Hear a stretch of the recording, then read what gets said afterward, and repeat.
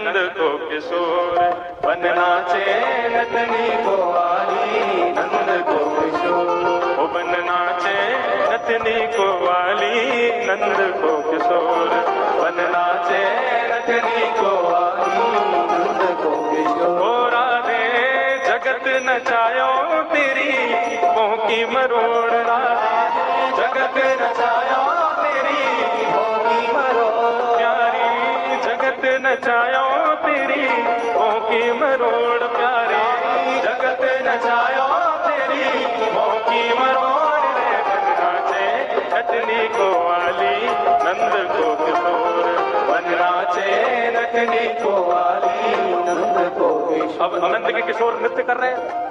उज्जैन में बैठे हुए महाकाल सोचे, अरे ये तो महाराज चल रहा है, मैं नहीं रहूंगा या मैं तो पहुंचूंगा। उठाए अपना कमंडल, सीधे पहुंच गए ब्रजमंडल वृंदावन। और जैसे ही वृंदावन में प्रवेश करने लगे, गोपियों ने मार्ग रोक दिया। बोले बाबा अंदर नहीं जा सकते।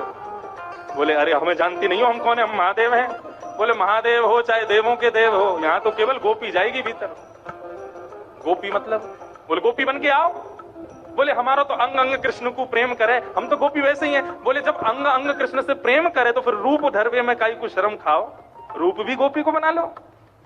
शंकर जी बोले अच्छा। शंकर जी को जब कभी भी भूख लगती है तो तुरंत अपना कमंडल आगे करके नेत्र बंद करके करते भिक्षाम देही अन्नपूर्णा मैया। इतने में अन्नपूर्णा प्रकट हो जाती है, कमंडल भर देती है, शंकर जी भोग लगाते हैं। शंकर जी बोले कहां श्रृंगार करवाऊं, कहां श्रृंगार करवाऊं। यमुना किनारे बैठे और वहां रास चल रहा है, शंकर जी से रहा नहीं जा रहा, कैसे पहुंचूं भीतर। माते भिक्षाम देही। इतने में ही अन्नपूर्णा प्रकट हो गई, कमंडल भरने लगी। शंकर जी ने कमंडल पीछे किया, बोले अन्न की भिक्षा नहीं चाहिए तो अपनो श्रृंगार मुकु दे दो, आज मुकु गोपी बना दो। अन्नपूर्णा प्रसन्न हो गई, अच्छा आओ चलो बैठो। कानों में बिच्छू लटके थे, उनको निकाला। बोले जाओ चलो थोड़ी देर घूम के आओ कहीं और।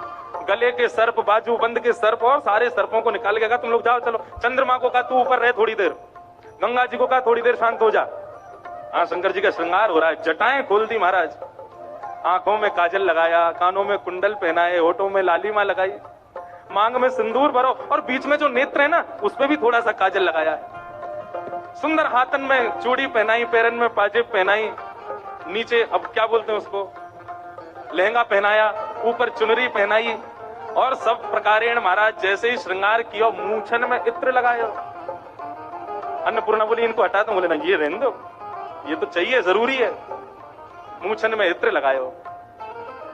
आहा, भोलेनाथ गोपेश्वर के रूप में प्रकट हो गए। जाओ प्रभु जाके रास में प्रवेश करो। आप तो महाराज शंकर जी जैसी चले, धम्म धम्म धम्म धम्म चाल, वही वैसी चाल जैसी चलते हैं।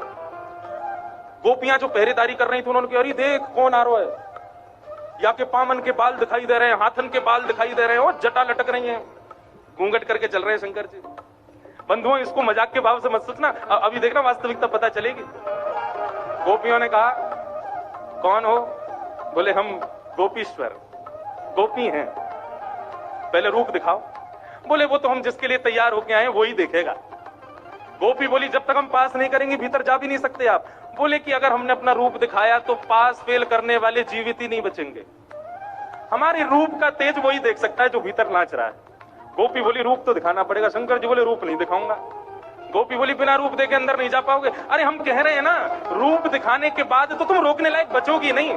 गोपी बोली तो दिखाओ। शंकर जी ने जैसे ही घूंघट ऊपर किया है, उनका सुंदर स्वरूप देख करके